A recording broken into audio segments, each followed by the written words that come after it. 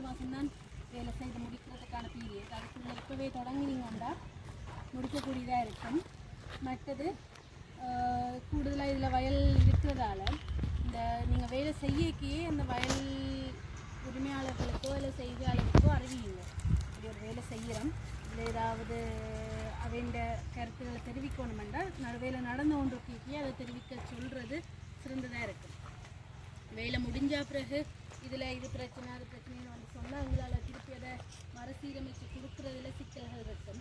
அதனால் வேலை நடந்து கொண்டிருக்கே ஒருக்கா அவைட்டு சொல்லுங்க, எதுவும் பிரச்சனை இல்லைண்டா பார்க்க சொல்லி வேலை அவைண்ட காணிக்கு பக்கத்தால் வேலை போயிருக்கா அது ஒருக்கா அவைய அந்த டைம் பார்க்க சொன்னால் நல்லா.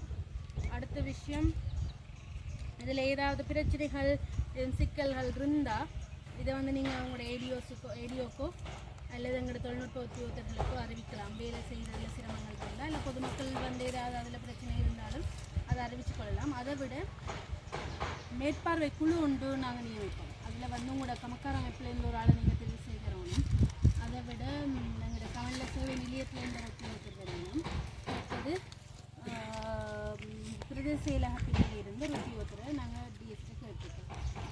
3 பேர் கொண்ட ஒரு டீம் இருக்கும். அவையோட டியூட்டி என்ன இருக்குன்னு சொன்னால் வேலை நடக்கிட்டு கிழமைக்கு ஒருக்கா அந்த அப்டேஷன் எங்களுக்கு தருது, அதோட முன்னேற்றம். அதை விட 2 கிழமைக்கு ஒருக்கா, அதாவது ஒன்றை விட்டு ஒரு கிழமை உங்களோட கமல்ல சேவை நிலையங்களில் ஒரு ப்ரோக்ரஸ் மீட்டிங் மாதிரி வைக்கணும். ஒரு முன்னேற்ற ஆய்வு கூட்டம் மாதிரி ஒன்று வைக்கணும்.